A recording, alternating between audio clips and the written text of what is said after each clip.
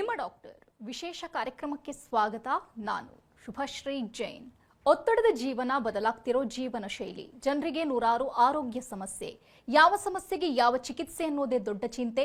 ಇಂತಹ ಸಮಸ್ಯೆ ಇರೋರಿಗೆ ಒಂದೇ ವೇದಿಕೆಯಲ್ಲಿ ಸಿಗುತ್ತೆ ಉತ್ತರ. ಇದೇ TV9ನ ವಿಶೇಷ ಕಾರ್ಯಕ್ರಮ ನಿಮ್ಮ ಡಾಕ್ಟರ್.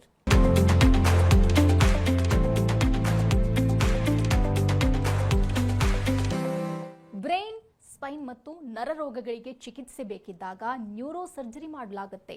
ಬಹಳ ಮುಖ್ಯವಾಗಿ ಬ್ರೈನ್ ಟ್ಯೂಮರ್ ಕಾಣಿಸಿಕೊಂಡಾಗ, ಸ್ಪೈನ್ನ ಭಾಗದಲ್ಲಿ ಕ್ಯಾನ್ಸರ್ ಕಾಣಿಸಿಕೊಂಡಾಗ ಈ ಚಿಕಿತ್ಸೆಯನ್ನ ಮಾಡಲಾಗುತ್ತೆ. ಇವತ್ತಿನ ಕಾರ್ಯಕ್ರಮದಲ್ಲಿ ನ್ಯೂರೋ ಸರ್ಜರಿ ಎಂದ್ರೇನು, ಸರ್ಜರಿ ಅಗತ್ಯ ಯಾರಿಗಿರುತ್ತೆ, ಸರ್ಜರಿ ಎಷ್ಟು ಕಾಂಪ್ಲಿಕೇಟೆಡ್, ಈ ಬಗ್ಗೆ ನಾವು ತಿಳಿದುಕೊಳ್ಳೋಣ. ಈ ಬಗ್ಗೆ ಹೆಚ್ಚಿನ ಮಾಹಿತಿ ನೀಡೋದಕ್ಕೆ ಇವತ್ತು ನಮ್ಮ ಜೊತೆಗೆ ಇದ್ದಾರೆ ಕಾವೇರಿ ಹಾಸ್ಪಿಟಲ್ನ ವೈದ್ಯರಾದ ಡಾಕ್ಟರ್ ರಾಮಕೃಷ್ಣ ಈಶ್ವರನ್. ಡಾಕ್ಟರ್, ಕಾರ್ಯಕ್ರಮಕ್ಕೆ ಸ್ವಾಗತ. ನಮಸ್ಕಾರ. First of all doctor, as a common person ಆಗಿ ನಾನು ನಿಮ್ಮ ಪ್ರಶ್ನೆ ಕೇಳ್ತೇನೆ. ಒಬ್ಬ ವ್ಯಕ್ತಿಗೆ ಅವನ ತಲೆ ಅಂತಂದ್ರೆ ತಲೆಯೊಳಗೊಂದು ಮೆದುಳು, ಅದರ ಬಗ್ಗೆ ಅಷ್ಟೇ ಗೊತ್ತಿರುವಂಥದ್ದು. ಆಸ್ ಅ ಡಾಕ್ಟರ್ ತಮಗೆ ಅದರೊಳಗೆ ಏನಾಗುತ್ತೆ ಅನ್ನುವಂಥದ್ದು ತುಂಬ ಚೆನ್ನಾಗಿ ಗೊತ್ತಿರುತ್ತೆ. ಸ್ಕಲ್ಸ್ನ ಒಳಗಡೆ ಏನೆಲ್ಲ ನಡೀತಾ ಇರುತ್ತೆ, ಆಮೇಲೆ ಸಮಸ್ಯೆ ಬರೋದಕ್ಕೆ ಕಾರಣ ಏನು ಅಂತ. ಹ್ಯೂಮನ್ ಬಾಡಿಯಲ್ಲಿ ತುಂಬ ಆಶ್ಚರ್ಯಕರವಾದ ಒಂದು ಆರ್ಗನ್ ಅಂತ ಹೇಳಿದರೆ ಅದು ನಮ್ಮ ಬ್ರೈನ್ ಇರಬೇಕು. ಯಾಕೆಂದರೆ ಅದು ಅಷ್ಟೊಂದು ಕಾಂಪ್ಲಿಕೇಟೆಡ್ ಆಗಿ ಬಿಲಿಯನ್ಸ್ ಆಫ್ ನ್ಯೂರಾನ್ಸ್ ಇದೆ. ಅಲ್ಲಿ ಒಂದೊಂದು ಕೋಆರ್ಡಿನೇಟ್ ಆಗಿ ಕೆಲಸ ಮಾಡ್ತದೆ. ಆ ಕೆಲಸ ಮಾಡೋದು ಸರಿ ಇಲ್ಲದೆ ಹೋದರೆ ಬ್ರೈನಿಂದು ಡಿಸೀಸ್ ನಿಮಗೆ ಕಾಣಿಸುತ್ತೆ. ಅದಕ್ಕೆ ಬೇರೆ ಬೇರೆ ಸಿಮ್ಟಮ್ಸ್ ಗೊತ್ತಾಗುತ್ತದೆ. ಕೆಲವರಿಗೆ ಹೆಡ್ಡೇಕ್ ಬರ್ತದೆ, ಕೆಲವರಿಗೆ ಫಿಟ್ಸ್ ಥರ ಬರ್ತದೆ, ಅಂದರೆ ಸೆಳೆತ ಥರ ಬರ್ತದೆ. ಇದೆಲ್ಲ ಸಿಮ್ಟಮ್ಸ್ ಆಗುತ್ತೆ. ಕೆಲವರಿಗೆ ಕೈ ನಡುಕ, ಕೈ ಕಾಲು ಬರದೆ ಹೋಗೋದು, ಇದೆಲ್ಲ ಬರ್ಬೋದು. ಬ್ರೈನ್ ನಮ್ಮ ಕೈ ಕಾಲುಗಳ ಮೂಮೆಂಟು, ಸೆನ್ಸೇಷನ್, ಒಟ್ಟು ಮೈ ಪೂರಾನು ಕಂಟ್ರೋಲ್ ಮಾಡ್ತದೆ. ಸೊ ನಮ್ಮ ಬ್ರೈನ್ ನಮ್ಮ ಮೈನಲ್ಲಿ ತುಂಬ ಒಂದು ಮುಖ್ಯವಾದ ಒಂದು ಪಾರ್ಟು. ಅದರಲ್ಲಿ ಡಿಸೀಸಸ್ ಬಂದಾಗ ನಾವು ಅದಕ್ಕೆ ಕೆಲವು ಸತಿ ಔಷಧಿಗಳಿಂದ ಸರಿ ಮಾಡ್ಬೋದು. ಅದಕ್ಕೆ ನ್ಯೂರಾಲಜಿ ಅಂತ ಹೇಳ್ತೀವಿ. ಕೆಲವು ಸತಿ ಅದಕ್ಕೆ ಆಪ್ರೇಷನ್ ಮಾಡಬೇಕಾಗತ್ತೆ. ಅದನ್ನು ನ್ಯೂರೋ ಸರ್ಜರಿ ಅಂತ ಹೇಳ್ತೀವಿ. ನಾನು ನನ್ನ ಕರಿಯರಲ್ಲಿ ಸುಮಾರು 25,000 ಆಪ್ರೇಷನ್ಸ್ ಮಾಡಿದ್ದೀನಿ ಬ್ರೈನ್, ಸ್ಪೈನಲ್ಲಿ. ಸೊ ಆ ಎಕ್ಸ್ಪೀರಿಯೆನ್ಸಲ್ಲಿ ನಿಮಗೆ ಹೇಳಬೇಕಾಗಿದ್ದು ಒಂದು ಮುಖ್ಯವಾದ ವಿಷಯ ಇದೆ. ನಮ್ಮ ಮೈನಲ್ಲಿ ಎಲ್ಲಿ ನೋವು ಕಂಡ್ರೂ ಆ ಮಿದುಳು ಸರಿಯಾಗಿದ್ರೇ ಅದನ್ನು ನಾವು ತಿಳ್ಕೊಳಕ್ಕಾಗತ್ತೆ. ಆದರೆ ಮಿದುಳಿಗೆ ನೋವಂತಿಲ್ಲ. ಒಂದು ಲೈವ್ ಪರ್ಸನಲ್ಲಿ ನಾವು ಈ ಹೊರಗಡೆ ಇರೋ ಚರ್ಮ, ಆಮೇಲೆ ಸ್ಕಲ್ಲು, ಇದನ್ನೆಲ್ಲ ನಾವು ಅನಸ್ಟೈಸ್ ಮಾಡಿಬಿಟ್ರೆ, ಒಳಗಡೆ ಹೋಗಿಬಿಟ್ರೆ, ಬ್ರೈನ್ ಒಳಗಡೆ ಹೋಗಿಬಿಟ್ರೆ ಪೇಷಂಟ್ ಎಚ್ಚರವಾಗಿರುವಾಗಲೇ ನಾವು ಆಪ್ರೇಷನ್ ಮಾಡ್ಬೋದು. ಬ್ರೈನನ್ನು ನಾವು ಕಟ್ ಮಾಡಿ ಒಳಗಡೆಯಿಂದ ಟ್ಯೂಮರನ್ನು ತೆಗೀಬೋದು. ಪೇಷಂಟಿಗೆ ಗೊತ್ತಾಗಲ್ಲ ಅದು. ಅದಕ್ಕೆ ನಾವು ಅವೇಕ್ ಸರ್ಜರಿ ಅಂತ ಹೇಳ್ತೀವಿ. ಅಂದರೆ ಪೇಷಂಟ್ ಎಚ್ಚರವಾಗಿ ಇರ್ತಾರೆ, ಅವಾಗ ಆಪ್ರೇಷನ್ ಮಾಡ್ತೀವಿ. ಇವಾಗ ಸರ್ಜರಿಯ ಟೈಮಲ್ಲಿ, ಸ್ಪೆಷಲಿ ಬ್ರೈನ್ ಸರ್ಜರಿಯ ಸಂದರ್ಭ, ಪೇಷಂಟ್ ಎಚ್ಚರವಾಗಿಯೇ ಇರಬೇಕಾ? ಎಲ್ಲ ಸಂದರ್ಭ ಬೇಕಾಗಿಲ್ಲ. ಕೆಲವು ಸತಿ ಆ ಥರ ಬೇಕಾಗುತ್ತೆ. ಯಾಕಂದರೆ some areas are called vital areas are eloquent areas.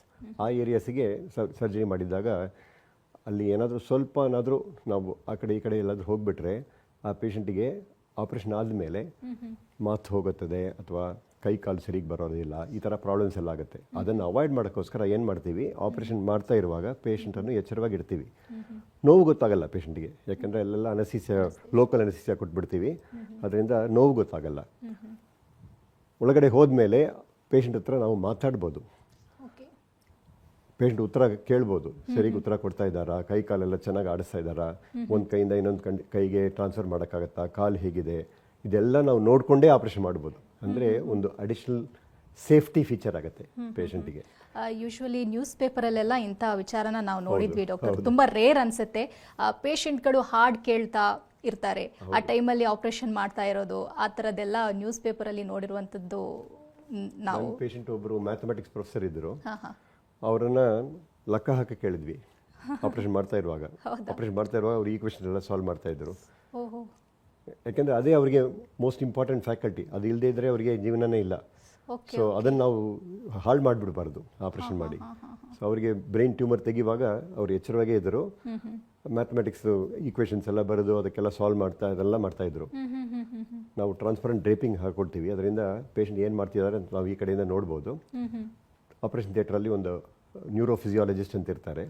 ಅವರು ಈ ಟಾಸ್ಕ್ಸ್ ಎಲ್ಲ ಕೊಟ್ಟು ಪೇಷಂಟ್ ಇದನ್ನೆಲ್ಲ ಮಾಡ್ತಾ ಇದ್ದಾರಾ ಅಂತ ನಮಗೆ ಫೀಡ್ಬ್ಯಾಕ್ ಕೊಡ್ತಾನೆ ಇರ್ತಾರೆ ಆಪರೇಷನ್ ಮಾಡ್ತಾ ಮಾಡ್ತಾ ಮಾಡ್ತಾ. ಸೊ ನಮಗೆ ಏನು ಡ್ಯಾಮೇಜ್ ಇಲ್ಲದೆ ನಾವು ಆಪರೇಷನ್ ಮಾಡ್ಬೋದು. ಇದಕ್ಕೆ ಅವೇಕ್ ಅಂದ್ರೆ ಆ ಟೈಮಲ್ಲೂ ಕೂಡ ಬ್ರೈನ್ ಆಕ್ಟಿವ್ ಇದ್ದಷ್ಟು ಒಳ್ಳೇದು ಅಂತ ತಾವು ಹೇಳ್ತಿರೋದು. ಓಕೆ ಡಾಕ್ಟರ್, ತಮಗೆ 25,000ಗಿಂತ ಜಾಸ್ತಿನೂ ಕೂಡ ಜಾಸ್ತಿ ಪೇಷಂಟ್ಗಳನ್ನು ತಾವು ನೋಡಿದ್ದೀರಾ, ಪ್ಲಸ್ 34 ವರ್ಷದ ಎಕ್ಸ್ಪೀರಿಯನ್ಸ್ ಇದೆ. ತಾವು ನೋಡಿರುವಂತಹ ಇಷ್ಟು ಜನ ಪೇಷಂಟ್ಗಳು ತುಂಬ ಕಾಂಪ್ಲಿಕೇಟೆಡ್ ಅನಿಸುವಂಥದ್ದು ಯಾವುದಾದ್ರೂ ಒಂದಿದ್ರೆ ಹೇಳೋದಾದರೆ? ಕಾಂಪ್ಲಿಕೇಟೆಡ್ ಸರ್ಜರಿ ಅಂತ ಹೇಳಿದ್ರೆ ಅದು ಬ್ರೈನಲ್ಲಿ ಕೆಲವು ಏರಿಯಾಸ್ ತುಂಬ ಅಲ್ಲಿ ಜಾಸ್ತಿ ನರಗಳಿರ್ತದೆ, ರಕ್ತನಾಳಗಳಿರ್ತದೆ. ಅದರಲ್ಲಿ ಯಾವುದೂ ಡ್ಯಾಮೇಜ್ ಮಾಡಬಾರ್ದು. ರಕ್ತನಾಳಗಳು ಒಂದು ಕೂದಲಿಗಿಂತ ಚಿಕ್ಕದಾಗಿರ್ತದೆ. ಅದನ್ನು ನೋಡಬೇಕಾದ್ರೆ ನಾವು ಒಳ್ಳೆ ಮ್ಯಾಗ್ನಿಫಿಕೇಷನಲ್ಲಿ ನೋಡಬೇಕಾಗುತ್ತೆ. ಅದಕ್ಕೆ ಮೈಕ್ರೋಸ್ಕೋಪನ್ನು ಯೂಸ್ ಮಾಡ್ತೀವಿ. ಅದಾಗಿದ ಮೇಲೆ ಆ ಜಾಗಕ್ಕೆ ಹೋಗಿ ಬರೋದು ಆ ದಾರಿನಲ್ಲಿ ನಾವು ಯಾವ ಡ್ಯಾಮೇಜು ಮಾಡಬಾರ್ದು. ಯಾಕೆಂದರೆ ಕೆಲವು ಪ್ರಾಬ್ಲಮ್ಸ್ ಬ್ರೈನಲ್ಲಿ ಮಧ್ಯಭಾಗದಲ್ಲಿ ಇರ್ತದೆ. ಪೂರ ಮಿದ್ಲಿಗೆ ಒಳಗಡೆ ಹೋಗೋದು ಬದಲಾಗಿ ಯಾವುದಾದ್ರು ಒಂದು ಕಾರಿಡಾರ್ ಇಟ್ಕೊಂಡು ಅದರಲ್ಲಿ ಒಂದು ಎಂಡೋಸ್ಕೋಪ್ ಮೂಲಕವಾಗಿ ನೋಡ್ಕೊಂಡು ಹೋದರೆ ನಾವು ಉಳಿದ ಏರಿಯಾಗೆ ನಾವು ಏನು ಡ್ಯಾಮೇಜ್ ಮಾಡೋದಿಲ್ಲ. ಹೋಗೋ ದಾರಿನಲ್ಲಿ ಯಾವ ಡ್ಯಾಮೇಜು ಮಾಡದೆ ಒಳಗಡೆ ಹೋಗ್ಬೋದು ನಾವು. ಇದನ್ನೆಲ್ಲ ಮಾಡೋದೇ ಕಾಂಪ್ಲಿಕೇಶನ್ಸ್ ಆಗುತ್ತೆ. ಆ ಕಾಂಪ್ಲಿಕೇಶನ್ಸ್ ಅವಾಯ್ಡ್ ಮಾಡೋದು ಹೇಗೆ ಅಂತ ಎಕ್ಸ್ಪೀರಿಯೆನ್ಸಲ್ಲಿ ಗೊತ್ತಾಗುತ್ತೆ ನಿಮಗೆ.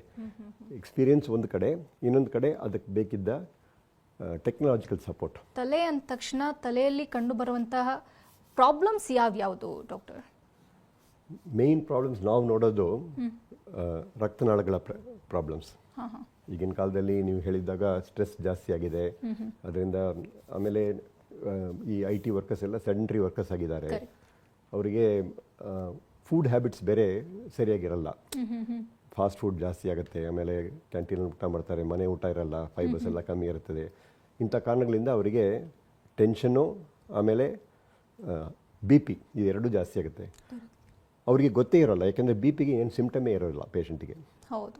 ಅದು ಯಾವಾಗ ಗೊತ್ತಾಗುತ್ತೆ ಅಂತ ಹೇಳಿದ್ರೆ ಅದು ಯಾವುದಾದ್ರು ಒಂದು ಆರ್ಗನನ್ನು ಅಫೆಕ್ಟ್ ಮಾಡಿದಾಗಲೇ BP ಇದೆ ಅಂತ ಕಾಣಿಸುತ್ತೆ.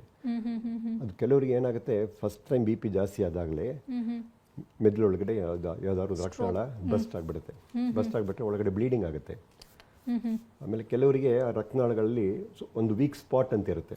ಆ ವೀಕ್ ಸ್ಪಾಟ್ ಸ್ವಲ್ಪ ಸ್ವಲ್ಪ ಒಂದು ಬಲೂನ್ ಥರ ದೊಡ್ಡದಾಗ್ತಾ ಹೋಗುತ್ತೆ.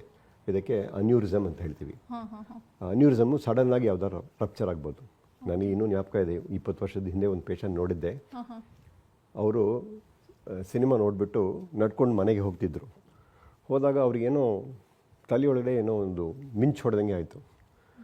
ಲೈಟ್ನಿಂಗ್ ಆ ಥರ ಸಡನ್ನಾಗಿ ಸ್ಟಾರ್ಟ್ ಆಗುತ್ತೆ. ಎಷ್ಟು ಸಡನ್ನಾಗಿ ಬರುತ್ತೆ ಒಂದು ಮಿಂಚು ಬಂದರೆ, ಆ ಥರ ಸಡನ್ನಾಗಿ ಅವರಿಗೆ ಸ್ಟಾರ್ಟ್ ಆಯಿತು. ಒಂದು 5 ನಿಮಿಷ ಅವರಿಗೆ ಏನೂ ಜಾಸ್ತಿ ಗೊತ್ತಿರಲಿಲ್ಲ. ಆಮೇಲೆ ತುಂಬ ತಲೆನೋವಾಗುತ್ತದೆ.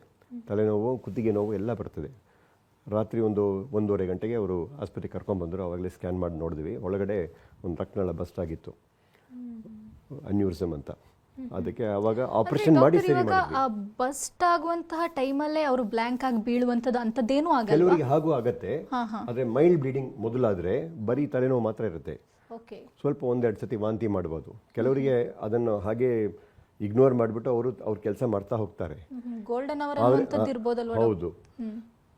ಆಮೇಲೆ 2ನೇ ಸತಿ ಬ್ಲೀಡ್ ಆದಾಗ ತುಂಬ ಜಾಸ್ತಿ ಆಗುತ್ತೆ. ಯಾಕೆಂದರೆ ಆ ವೀಕ್ ಸ್ಪಾಟಲ್ಲಿ ಮತ್ತೊಮ್ಮೆ ಬ್ಲೀಡ್ ಆದಾಗ ತುಂಬಾ ಬ್ಲೀಡಿಂಗ್ ಜಾಸ್ತಿ ಆಗುತ್ತೆ. ಆವಾಗ ಅವರಿಗೆ ಎಚ್ಚರ ತಪ್ಪತ್ತೆ ಅಥವಾ ಡ್ರೌಸಿ ಆಗಿಬಿಡ್ತಾರೆ. ಈ ಥರ ಎಲ್ಲ ಆಗುತ್ತದೆ. ಆ ಥರ ಮಾಡ್ತೀವಿ. ಇದನ್ನೇ ಒಳಗಡೆಯಿಂದಲೂ ಮಾಡ್ಬೋದು, ಎಂಡೋವ್ಯಾಸ್ಕ್ಯುಲರ್ ಆಗಿ ಮಾಡ್ಬೋದು.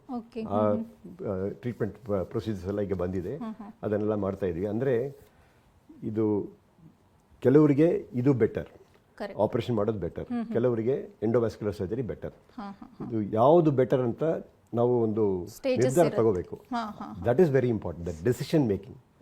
ಅದಕ್ಕೆ ಏನು ಇದರಲ್ಲಿ ಎಲ್ಲದರಲ್ಲೂ ಎಕ್ಸ್ಪರ್ಟ್ಸ್ ಇರಬೇಕು. ಎಂಡೋವ್ಯಾಸ್ಕ್ಯುಲರ್ ಸರ್ಜರಿ ಮಾಡೋರು ಇರಬೇಕು, ಸರ್ಜರಿ ಮಾಡೋರು ಇರಬೇಕು. ಅವರು ಎಲ್ಲರೂ ಒಟ್ಟಿಗೆ ಸೇರಿಸಿ ಒಂದು ಆಲೋಚನೆ ಮಾಡಿ ಅದಾದ್ಮೇಲೆ ಆ ನಿರ್ಧಾರ ತಗೋಬಹುದು ನಾವು. ಮೆದುಳಿಗೆ ಸಂಬಂಧಪಟ್ಟಂಗೆ ಬ್ರೈನ್ ಹ್ಯಾಮರೇಜ್ ಆಗಿರ್ಬೋದು, ಟ್ಯೂಮರ್ ಆಗಿರ್ಬೋದು, ನಮ್ಮಲ್ಲಿ ಪರ್ಸೆಂಟೇಜ್ ಎಷ್ಟಿದೆ ಡಾಕ್ಟರ್, ತಾವು ನೋಡಿರೋ ಹಾಗೆ, ತಾವು ಗಮನಿಸಿರೋ ಹಾಗೆ? ತುಂಬ ಕಾಮನ್ ಆಗಿದೆ ಈಗೆಲ್ಲ, ಅದು ಜಾಸ್ತಿ ಆಗ್ತಾನೆ ಇದೆ. ಮೊದಲೆಲ್ಲ ಅನ್ಯೂರಿಸಮ್ಸ್ ನಾವು ಒಂದು ವರ್ಷದಲ್ಲಿ ಒಂದು 10 ಅಥವಾ 5-10 ಕೇಸ್ ಬಂದರೆ ಜಾಸ್ತಿ. ಈಗೆಲ್ಲ ಒಂದು ವರ್ಷಕ್ಕೆ 25-30 ಕೇಸ್ ಬರ್ತಾ ಇದೆ. ಅಷ್ಟೊಂದು ಮಕ್ಕಳಿಗೂ ಬರೋದು ಬೇರೆ ಥರದ್ದು. ಅದಕ್ಕೆ AVM ಅಂತ ಹೇಳ್ತೀವಿ. AVM ಅಂದರೆ ಬ್ಲಡ್ ವೆಸಲ್ಸ್ ಫಾರ್ಮೇಷನ್ ಸರಿಗಿರಲ್ಲ. ಅದು ನೆಟ್ವರ್ಕ್ ಹಾಗೆ ಆಗಿರ್ತದೆ. ನಾರ್ಮಲ್ ಆಗಿ ಬ್ಲಡ್ ಒಂದೇ ಸೀರಾಗಿ ಹೋಗೋದು ಬರೋದು ಆ ಥರ ಇರಲ್ಲ. ಅಲ್ಲಿಂದ ರಪ್ಚರ್ ಆಗುತ್ತೆ ಮಕ್ಕಳಿಗೂ ಆಗುತ್ತೆ. ಮಕ್ಕಳಿಗೆ ಸ್ಟ್ರೋಕು ಆಗುತ್ತೆ. ಈಗ ಚಿಲ್ಡ್ರನ್ ಸ್ಟ್ರೋಕ್ ಅಂತಿದೆ. ಸ್ಟ್ರೋಕ್ ಅಂತ ಹೇಳಿದ್ರೆ ರಕ್ತನಾಳ ಬ್ಲಾಕ್ ಆಗಿದೆ ಅಂತ ಅರ್ಥ. ಅದಕ್ಕೂ ಈಗ ಆ ಗೋಲ್ಡನ್ ಅವರ್ ಒಳಗಡೆ ಬಂದರೆ ಒಂದು 1 hour ಅಲ್ಲ 3 hours ಟೈಮ್ ಇದೆ, 4.5 hours ಟೈಮ್ ಇದೆ. ಅಷ್ಟರಲ್ಲಿ ಬಂದರೆ ಕೆಲವರಿಗೆ ಕ್ಲಾಟ್ ಬಸ್ಟಿಂಗ್ ಡ್ರಗ್ಸನ್ನು ಕೊಡ್ತೀವಿ. ಅಂದರೆ IV ಡ್ರಗ್ಸ್ ಕೊಟ್ರೇ ಆ ಕ್ಲಾಟನ್ನು ಬಸ್ಟ್ ಆಗುತ್ತೆ. ಆಮೇಲೆ ಆ ರಕ್ತನಾಳ ಮತ್ತೆ ರಕ್ತ ಮೂವ್ ಆಗೋಕ್ಕಾಗತ್ತೆ. ಕೆಲವರಿಗೆ ಅದು ಮಾಡೋಕ್ಕಾಗಲ್ಲ. ಸ್ವಲ್ಪ ಲೇಟಾಗಿ ಬಂದರೆ ಅವರಿಗೆ ನಾವು ಏನು ಮಾಡಬೇಕು, ಇದೇ ಥರ ರಕ್ತನಾಳ ಒಳಗಡೆ ಹೋಗಿ ಆ ಥರ ಆದಾಗ ಮಕ್ಕಳಲ್ಲಿ ಏನು ಸಿಂಪ್ಟಮ್ಸ್ ಕಾಣಿಸ್ಕೊಳ್ಳುತ್ತೆ? ಯಾಕಂತಂದರೆ ಮಕ್ಕಳನ್ನ ಗಮನಿಸೋದು ತುಂಬ ಕಷ್ಟ. ಅವ್ರು ತುಂಬ ಆ್ಯಕ್ಟಿವ್ ಆಗಿರ್ತಾರೆ. ಆಮೇಲೆ ಆ ಥರ ಬಸ್ಟ್ ಆಗಿದ್ರೂ ಮಕ್ಕಳು ತೋರಿಸ್ಕೊಳ್ಳೋದು ತುಂಬ ಕಷ್ಟ. ತುಂಬ ಪೇಯ್ನ್ ಇದ್ದರೆ ಏನಾದರೂ ಗೊತ್ತಾಗ್ಬೋದು ಅನಿಸುತ್ತೆ. ಹೆಂಗೆ? ಸರಿ, ಮಕ್ಕಳಿಗೆ ಸಿಂಪ್ಟಮ್ಸು ಅಡಲ್ಟ್ಸ್ ಥರ ಇರೋಲ್ಲ. ಅಡಲ್ಟ್ಸ್ಗೆ ಅಂತಾರೆ ಅವ್ರು ಹೇಳ್ತಾರೆ ತಲೆನೋವು ಇದೆ, ವಾಂತಿ ಇದೆ, ಕೈ ಕಾಲು ಸರಿಗೆ ಬರ್ತಾ ಇಲ್ಲ ಅಂತೆಲ್ಲ ಹೇಳ್ತಾರೆ ಸ್ಟ್ರೋಕ್ ಬಂದಾಗ. ಮಕ್ಕಳಿಗೆ ಅದೆಲ್ಲ ಇರಲ್ಲ. ಕೆಲವರಿಗೆ ಬರೀ ಫಿಟ್ಸ್ ಬರ್ತದೆ, ಕೆಲವರಿಗೆ ಬರೀ ಬಿಹೇವಿಯರ್ ಚೇಂಜ್ ಆಗುತ್ತೆ ಸಡನ್ನಾಗಿ. ಅದು ಒಂದು ಮುಖ್ಯವಾದ ಒಂದು ಸಿಂಪ್ಟಮ್ ಆಗುತ್ತೆ ಅವರಿಗೆ. ಸರಿನಾ? ಕೆಲವು ಸುಮ್ಮನೆ ಕೆಳಗಡೆ ಬೀಳ್ತಾ ಹೋಗ್ತಾ ಇರ್ತಾರೆ. ಈ ಥರ ಎಲ್ಲ ಸಿಂಪ್ಟಮ್ಸ್ ಬರ್ತದೆ. ಡ್ರಾಪ್ ಅಟ್ಯಾಕ್ ಅಂತ ಹೇಳ್ತೀವಿ, ಆ ಥರನೂ ಬರ್ಬೋದು. ಇನ್ನು ಕೆಲವು ಪೇಷಂಟ್ಗಳಿಗೆ ನಾವೇ ಸುತ್ತಮುತ್ತ ನೋಡ್ದಂಗೆ ಫುಲ್ ಆ್ಯಕ್ಟಿವ್ ಆಗಿರ್ತಾರೆ, ಚೆನ್ನಾಗಿರ್ತಾರೆ ನೋಡೋದಕ್ಕೆ. ಆದರೆ ಸಡನ್ನಾಗಿ ಏನೋ ತಲೆನೋವು ಬಂತು, ಹಾಸ್ಪಿಟಲ್ ಹೋದ ತಕ್ಷಣ ಬ್ರೈನ್ ಟ್ಯೂಮರ್ ಅದಿದು ಅಂತ ಏನೋ ಸಮಸ್ಯೆ ಹೇಳಿಬಿಡ್ತಾರೆ. ಇದು ನಿಜನಾ ಡಾಕ್ಟರ್? ಮುಂಚಿತವಾಗಿ ಏನೂ ಗೊತ್ತಾಗಲ್ವಾ? ಜೊತೆಗೆ ಇನ್ನೊಂದು ಪ್ರಶ್ನೆ ಏನು ಅಂತ ಅಂದರೆ, ಯೂಶ್ವಲಿ ಕೆಲವರಿಗೆ ತಲೆನೋವು ಅನ್ನುವಂಥದ್ದು ಕಾಮನ್ ಆಗಿಬಿಡಿರುತ್ತೆ. ವಾರದಲ್ಲಿ ಒಂದು 2-3 ದಿನ ಅವ್ರಿಗೆ ತಲೆನೋವು ಇದ್ದೇ ಇರುತ್ತೆ. ಅಂಥವ್ರಿಗೆ ಇದು ಬಂದೇ ಬರುತ್ತಾ ಹೇಗೆ? ಅಲ್ಲ, ತಲೆನೋವು ಬಂದವರು ಎಲ್ರಿಗೂ ಬ್ರೈನ್ ಟ್ಯೂಮರ್ ಇದೆ ಅಂತ ಅರ್ಥ ಅಲ್ಲ. 90% ತಲೆನೋವು ಇರೋರಿಗೆ ಒಳಗಡೆ ಏನು ಜಾಸ್ತಿ ಪ್ರಾಬ್ಲಮ್ ಇರಲ್ಲ. ಆರ್ಡಿನರಿ ಹೆಡೇಕ್ ಇರುತ್ತೆ. ಅದಕ್ಕೆ ಆರ್ಡಿನರಿ ಹೆಡೇಕ್ ಅಂತ ಯಾಕೆ ಹೇಳ್ತೀವಿ ಅಂತ ಹೇಳಿದ್ರೆ, ಅದರಿಂದ ಡೇಂಜರ್ ಏನಿಲ್ಲ. ಅವ್ರಿಗೆ ಕಷ್ಟ ಆಗುತ್ತೆ, ಖಂಡಿತವಾಗಿ ಅವರು ಕೆಲಸ ಮಾಡೋದು ಕಷ್ಟ ಆಗುತ್ತೆ, ಅವರು ಕಾನ್ಸಂಟ್ರೇಷನ್ ಕಮ್ಮಿ ಆಗುತ್ತೆ. ಆಮೇಲೆ ಬರ್ತಾ ಬರ್ತಾ ಅವರು ಸೈಕಾಲಜಿನೂ ಚೇಂಜ್ ಆಗುತ್ತೆ. ಯಾಕಂದರೆ ಯಾವಾಗಲೂ ತಲೆನೋವು ಇದ್ದರೆ ಅವ್ರು ಯಾವುದರಲ್ಲೂ ಒಂದು ಇಂಟ್ರೆಸ್ಟ್ ತಗೊಳಕ್ಕಾಗೋದಿಲ್ಲ. So it's an important thing. Recognise ಮಾಡಬೇಕು, ಟ್ರೀಟ್ ಮಾಡಬೇಕು. ಬಟ್ ಆದರೆ ಲೈಫ್ಗೆ ಡೇಂಜರ್ ಇಲ್ಲ ಅದು. ಓಕೆ. ಆದರೆ ಸೀರಿಯಸ್ ಹೆಡೇಕ್ ಅಂತ ಹೇಳ್ತೀವಿ. ಸೀರಿಯಸ್ ಹೆಡೇಕ್ ಹೇಗೆ ಗೊತ್ತಾಗುತ್ತೆ ಅಂದರೆ, ನಿನ್ನೆ ಇದ್ದಿದ್ದ ತಲೆನೋವಿಗಿಂತ ಇವತ್ತು ಜಾಸ್ತಿ ಇದೆ, ನಾಳೆ ಇನ್ನೂ ಜಾಸ್ತಿ ಆಗುತ್ತೆ, 1 ವಾರದಲ್ಲಿ ಇನ್ನೂ ಜಾಸ್ತಿ ಆಗುತ್ತೆ. ಮೊದಲೆಲ್ಲ 5 ನಿಮಿಷ ಬರ್ತಾ ಇದ್ದಿತ್ತು ಹೆಡ್ಡೇಕು, ಆಮೇಲೆ ಈಗೆಲ್ಲ 15 ನಿಮಿಷ ಬರ್ತಾ ಇದೆ, 1 ಅವರ್ ಇರುತ್ತೆ, ಆಮೇಲೆ ಕಂಟಿನ್ಯೂಸ್ ಆಗೂ ತಲೆನೋವು ಇರ್ತದೆ. ಇದೆಲ್ಲ ಒಂದು ಸೈನ್ಸ್ ಆಫ್ ಪ್ರೋಗ್ರೆಷನ್ ಅಂತ ಹೇಳ್ತೀವಿ. ಅಂದರೆ ಜಾಸ್ತಿ ಆಗ್ತಾ ಹೋಗುತ್ತದೆ. ಒಂದು ಟ್ಯೂಮರ್ ಬೆಳೀತಾ ಬೆಳೀತಾ ಬೆಳೀತಾ ಬೆಳೀತಾ ದೊಡ್ಡದಾಗ್ತಾ ಈ ಥರ ಸಿಂಪ್ಟಮ್ಸ್ ಜಾಸ್ತಿ ಆಗ್ತಾನೆ ಹೋಗುತ್ತೆ. ಆಮೇಲೆ ಕೆಲವರಿಗೆ ಅದ್ರ ಜೊತೆಗೆ ದೃಷ್ಟಿನಲ್ಲಿ ಪ್ರಾಬ್ಲಮ್ ಬರುತ್ತೆ. ಕಣ್ಣು ಸರಿ ಕಾಣಿಸೋದಿಲ್ಲ. ಕೆಲವರಿಗೆ ಡಬಲ್ ಆಗಿ ಕಾಣಿಸುತ್ತೆ. ಒಬ್ಬರನ್ನು ನೋಡಿದ್ರೆ ಇಬ್ಬರಾಗಿ ಕಾಣಿಸ್ತಾರೆ. ಅದೂ ಒಂದು ಇಂಪಾರ್ಟೆಂಟ್ ಸಿಂಪ್ಟಮ್ ಆಗುತ್ತೆ. ವಾಂತಿ ಆಗುತ್ತೆ. ಮಕ್ಕಳಿಗೆ ಏನಾಗುತ್ತೆ ಅಂತ ಹೇಳಿದ್ರೆ, ಬೆಳಗ್ಗೆ ಒಂದು 5 ಗಂಟೆಗೆಲ್ಲ ಎದ್ಬಿಟ್ಟು ಸಿಕ್ಕಾಪಟ್ಟೆ ತಲೆನೋವು ಅಂತ ಹೇಳ್ತಾರೆ, ವಾಂತಿ ಮಾಡ್ತಾರೆ. ಅರ್ಲಿ ಮಾರ್ನಿಂಗ್ ಹೆಡ್ಡೇಕ್, ಇದು ಒಂದು ಇಂಪಾರ್ಟೆಂಟ್ ಸಿಂಪ್ಟಮ್ ಅವರಿಗೆ. ಡಿಸೀಸ್ನೆಲ್ಲ ಆ ಥರ ಬರೋಲ್ಲ. ಈಗ ಮೈಗ್ರೇನ್ ಅಂತ ಹೇಳ್ತೀವಲ್ಲ, ಆ ಥರದ ಹೆಡೇಕ್, ಕಾಮನ್ ಹೆಡೇಕ್ಸಲ್ಲಿ ಇಂಥ ಸಿಂಪ್ಟಮ್ಸ್ ಬರೋದಿಲ್ಲ. ಸೊ ಇದೆಲ್ಲ ಇಂಪಾರ್ಟೆಂಟ್ ಸಿಂಪ್ಟಮ್ಸ್ ಆಗುತ್ತೆ ನಿಮಗೆ. ಆ್ಯನೋರಿಸಮ್ ಅನ್ನುವಂಥದ್ದು ಡಾಕ್ಟರ್, ಸಾಮಾನ್ಯವಾಗಿ ಆ ಸಮಸ್ಯೆ ಕಾಣಿಸ್ಕೊಂಡ ನಂತರದಲ್ಲಿ ಸರ್ಜರಿ ಆಗುತ್ತೆ. ಸರ್ಜರಿ ಆದ ನಂತರದಲ್ಲಿ ಕೆಲವರು ಮಕ್ಕಳ ಥರ ಆಗಿಬಿಡ್ತಾರೆ ಡಾಕ್ಟರ್. ಏನಕ್ಕೆ ಇದು? ಅದು ಮಕ್ಕಳ ಥರ ಆಗೋದು ಆ ಬಿಹೇವಿಯರ್ ಚೇಂಜ್ ಆಗೋದು ಅಂತ ಹೇಳ್ತೀರಿ ಅಂತ ಅನ್ಸುತ್ತೆ ಅಲ್ವಾ? ಅದಾಗಬಹುದು. ಯಾಕೆಂದರೆ ಆ ಬ್ಲೀಡಿಂಗಿಂದಲೇ ಹಾಗೆ ಆಗಿಬಿಡ್ತಾರೆ. ಬರೀ ಸರ್ಜರಿಯಿಂದ ಮಾತ್ರ ಅಲ್ಲ, ಬ್ಲೀಡಿಂಗ್ ಆದಾಗಲೇ ಬ್ರೈನನ್ನು ಒಂದು ಪಾರ್ಟಲ್ಲಿ ಡ್ಯಾಮೇಜ್ ಆಗುತ್ತೆ. ಈಗ ಫ್ರಂಟಲ್ ಲೋಬ್ಸ್ ಡ್ಯಾಮೇಜ್ ಆದರೆ ಅವ್ರ ಬಿಹೇವಿಯರ್ ಸ್ವಲ್ಪ ಚೇಂಜ್ ಆಗುತ್ತೆ. ಅವ್ರಿಗೆ ಇನಿಬಿಷನ್ಸ್ ಇರೋದಿಲ್ಲ, ಅವರು ಏನು ಮಾತಾಡ್ತೀವಿ ಅಂತ ಕರೆಕ್ಟಾಗಿ ಗೊತ್ತಾಗಲ್ಲ. ಆಮೇಲೆ ಕೆಲವರಿಗೆ ಇನಿಷಿಯೇಟಿವ್ ಇರೋದಿಲ್ಲ, ಏನು ಮಾಡದೆ ಸುಮ್ಮನೆ ಹಾಗೆ ಮಲಗಿರ್ತಾರೆ. ಊಟ ಮಾಡಬೇಕಂದ್ರೆ ನಾವು ಹೇಳಬೇಕು ಅವರಿಗೆ, ಆ ಥರ ಆಗುತ್ತೆ. ಇದು ಬರೀ ಸರ್ಜರಿಯಿಂದ ಮಾತ್ರ ಅಲ್ಲ, ಆ ಡಿಸೀಸಿಂದಲೂ ಹಾಗಾಗತ್ತೆ. ಅದೇ ಜಾಸ್ತಿ ಪರ್ಸೆಂಟೇಜ್ ನಾವು ನೋಡೋದು. ಸರ್ಜರಿಯಿಂದ ಕರೆಕ್ಟಾಗಿ ಮಾಡಿರೋ ಸರ್ಜರಿ ಇದ್ದರೆ ಸರ್ಜರಿಯಿಂದ ಎಕ್ಸ್ಟ್ರಾ ಡೆಫಿಸಿಟ್ಸ್ ಜಾಸ್ತಿ ಬರೋದಿಲ್ಲ. ಅದು ತುಂಬ ರೇರ್. ಅದು mainly because disease. Okay doctor, ಇವಾಗ ಒಬ್ಬ ಪೇಷಂಟ್ಗೆ ಸರ್ಜರಿ ಆಯಿತು. ಸರ್ಜರಿ ಆದ ನಂತರದಲ್ಲಿ ಅವರನ್ನು ತಾವು ಮಾನಿಟರ್ ಮಾಡ್ತಾ ಇರ್ತೀರಾ ಅನಿಸುತ್ತೆ ಡಾಕ್ಟರ್? ಅಂದರೆ ಎಷ್ಟು ಟೈಮ್ಗೊಂದ್ಸಲ ಅವ್ರು ಟೆಸ್ಟ್ಗೆ ಬರ್ತಾ ಇರಬೇಕು, ಜೊತೆಗೆ ಅವ್ರು ರಿಕವರಿ ಆಗೋದಕ್ಕೆ ಎಷ್ಟು ಟೈಮ್ ಬೇಕಾಗುತ್ತೆ ಅವರಿಗೆ? ಸರ್ಜರಿ ಮಾಡಿದ ಫಸ್ಟ್ ಫ್ಯೂ ಅವರ್ಸ್ ತುಂಬ ಮುಖ್ಯ. ಅದಕ್ಕೆ ಒಂದು ಒಳ್ಳೆ ನ್ಯೂರೋ ICU ಇರಬೇಕು, ಅದರಲ್ಲಿ ಟ್ರೈನ್ಡ್ ಡಾಕ್ಟರ್ಸ್, ಸ್ಟಾಫ್ ನರ್ಸಸ್ ಎಲ್ಲ ಇರಬೇಕು. ಆಮೇಲೆ ಅಲ್ಲಿ ಮಾನಿಟರಿಂಗ್ ಮಾಡೋಕ್ಕೆ ಎಕ್ವಿಪ್ಮೆಂಟ್ ಇರಬೇಕು. ಕಂಪ್ಲೀಟ್ ಬ್ರೈನ್ ಮಾನಿಟರಿಂಗ್ ನಾವು ಮಾಡ್ತಾ ಇರ್ತೀವಿ. ಅದನ್ನು ಒಂದು 24 hours 48 hours ಆ ಕೇಸಿನ ಪ್ರಕಾರ ಎಷ್ಟು ದಿವಸ ಬೇಕೋ ಅದು ಮಾಡ್ತೀವಿ. ಈಗ ಹೆಡ್ ಇಂಜುರೀಸ್ ಎಲ್ಲ ಬರ್ತಾರೆ, ತಲೆಗೆ ಏಟಾಗಿ ಬರ್ತಾರೆ, ಅವರಿಗೆಲ್ಲ 3-4 ದಿವಸ ICU ಇರಬೇಕಾಗುತ್ತೆ, ಕೆಲವು ಸತಿ ವೆಂಟಿಲೇಟರಲ್ಲಿ ಇರಬೇಕಾಗುತ್ತೆ. ಸೊ ಅದನ್ನೆಲ್ಲ ನೋಡ್ಕೊಳ್ಳೋಕ್ಕೆ ಒಂದು ಎಕ್ಸ್ಪರ್ಟ್ ಟೀಮ್ ಬೇಕಾಗುತ್ತೆ. First few hours, first few days are most important. ಅದಾಗಿದ್ದ ಮೇಲೆ ಔಟ್ ಪೇಷಂಟಿಂದ ಪೇಷಂಟನ್ನು ಅವರು ರಿಕವರಿ ಹೇಗಿದೆ, ನಮ್ಮ ಇನ್ಸ್ಟ್ರಕ್ಷನ್ಸ್ ಎಲ್ಲ ಅವರು ಸರಿಯಾಗಿ ಫಾಲೋ ಮಾಡ್ತಿದ್ದಾರಾ, ಎಲ್ಲ ಕಂಟ್ರೋಲಲ್ಲಿ ಇಟ್ಟಿದ್ದಾರಾ, BP ಎಲ್ಲ ಕಂಟ್ರೋಲ್ ಆಗಿದೆಯಾ, ಅದನ್ನೆಲ್ಲ ನಾವು ಚೆಕ್ ಮಾಡ್ತಾ ಹೋಗ್ತೀವಿ. ಆ್ಯಂಡ್ ಕೆಲವರಿಗೆ ಈಗ ಡಿಸೀಸ್ ಬಂದಿರೋದ್ರಿಂದ ಕೈ ಕಾಲು ಸರಿಯಾಗಿ ಬರದೇ ಹೋದರೆ ಅವರಿಗೆ ರಿಹ್ಯಾಬಿಲಿಟೇಷನ್ ಕೊಡಬೇಕಾಗತ್ತೆ. ಆ ರಿಹ್ಯಾಬಿಲಿಟೇಷನ್ಗೂ ನಾವು ಏರ್ಪಾಡು ಮಾಡಿಸ್ತೀವಿ. ಯೂಶ್ವಲಿ ಡಾಕ್ಟರ್ ಏನು ಅಂತಂದರೆ, ಒಬ್ಬ ಪೇಷಂಟ್ಗೆ ಈ ಥರದ್ದು ಸ್ಪೆಷಲಿ ಮೆದುಳಿಗೆ ಸಂಬಂಧಪಟ್ಟಂಗೆ ಯಾವುದೇ ಸಮಸ್ಯೆ ಕಂಡು ಬಂದ್ರೂ ಕೂಡ ಮನೆಯವರು ತುಂಬ ಪ್ಯಾನಿಕ್ ಆಗಿಬಿಡ್ತಾರೆ. ಅದರಲ್ಲೂ ಕೂಡ ಪೇಷಂಟ್ನ ಸಂಭಾಳಿಸೋದು ಇನ್ನೂ ಕಷ್ಟ. ಅವರಿಗೆ ಏನು ತಾವು ಎಷ್ಟೇ ಆಪ್ರೇಷನ್ ಮಾಡ್ತೀವಿ ಅಂತ ಹೇಳ್ಬೋದು, ಏನೇ ಹೇಳ್ಬೋದು, ಬಟ್ ಅವರಿಗೊಂದು ಆತ್ಮಸ್ಥೈರ್ಯ ಅನ್ನುವಂಥದ್ದು ಇರಬೇಕು, ಅವರಿಗೊಂದು ಧೈರ್ಯ ಅನ್ನುವಂಥದ್ದು ಇರಬೇಕು. ಅದು ತುಂಬಾ ಚಾಲೆಂಜ್ ಆಗಿರುತ್ತೆ. ಅವ್ರನ್ನ ಹೆಂಗೆ ಹ್ಯಾಂಡಲ್ ಮಾಡ್ತೀರಾ ತಾವು ಇಂಥ ಒಂದು ಸಿಚುವೇಶನಲ್ಲಿ? ನಮ್ಮ ಹತ್ರ ಬರೋ ಪೇಷಂಟ್ಸ್ ಎಲ್ಲ ನಮ್ಮ ನೆಂಟರು ಅಂದ್ಕೊಂಡೇ ನಾವು ನೋಡ್ತೀವಿ. ಅಂದರೆ ಅವರು ಬೇರೆ ಅನ್ಯರಲ್ಲ. ಆ ಥರ ನೋಡುವಾಗ ನಾವು ಅವರು ಹೇಗೆ ಯೋಚಿಸ್ತಾರೆ ಅಂತ ನಮಗೆ ಗೊತ್ತಾಗುತ್ತೆ. ಕರೆಕ್ಟ್. ಸೊ ಅವ್ರದ್ದು ಕನ್ಸರ್ನ್ಸ್ ಏನಿದೆ, ಅವ್ರಿಗೆ ಏನೇನು ಡೌಟ್ಸ್ ಇದೆ ಅಂತ ಅವ್ರನ್ನು ಎಕ್ಸ್ಪ್ರೆಸ್ ಮಾಡೋಕ್ಕೆ ಹೇಳ್ತೀವಿ ಮೊದಲು. ಅದನ್ನು ಕೇಳ್ಕೊಂಬಿಟ್ಟು ಅದಾದಮೇಲೆ ಅವರಿಗೆ ಇದಕ್ಕೆಲ್ಲ ಉತ್ತರ ಕೊಡ್ತೀವಿ. ಆಮೇಲೆ ನಾವು ಇನ್ನೊಂದು ಹೇಳ್ತೀವಿ, ನಿಮಗೆ ಬೇಕಾದರೆ ಒಂದು ಸೆಕೆಂಡ್ ಒಪಿನಿಯನ್ ಬೇಕಾದ್ರೆ ತಗೊಳ್ಳಿ. ಯಾಕೆಂದರೆ ಸೆಕೆಂಡ್ ಒಪಿನಿಯನ್ ನಾವು ಹೇಳೋದನ್ನೇ ಹೇಳಿದರೆ ಅವ್ರಿಗೆ ಇನ್ನೊಂದು ಸ್ವಲ್ಪ ನಂಬಿಕೆ ಜಾಸ್ತಿ ಆಗುತ್ತೆ ಅಲ್ವಾ? ಅದರಿಂದ ಅದನ್ನು ಹೇಳ್ತೀವಿ ನಾವು, ಸೆಕೆಂಡ್ ಒಪಿನಿಯನ್ ಬೇಕಾದರೆ ತಗೋಬೇಕು. ಕೆಲವು ಸತಿ ಪೇಷಂಟ್ಸ್ ನಮ್ಮ ಹತ್ರ ಬರ್ತಾರೆ, ಅವ್ರು ಹೇಳ್ತಾರೆ ನಮಗೆ ಈ ಥರ ಡಯಾಗ್ನೋಸಿಸ್ ಆಗಿದೆ, ಏನು ಮಾಡಬೇಕಂತ. ನಿಮ್ಮ ಹತ್ರ ಸೆಕೆಂಡ್ ಒಪಿನಿಯನ್ ಬಂದಿದ್ದೀವಿ ಅಂತ ಹೇಳ್ತಾರೆ. ಅದು ಪೇಷಂಟಿನ ಹಕ್ಕು. It's a right of the patient to take a second opinion. It's not wrong. ಡಾಕ್ಟರ್ಸ್ಗೆ ಕೆಲವರಿಗೆ ಅದು ಇಷ್ಟ ಆಗಲ್ಲ, ಬಟ್ ಇದ್ರೂ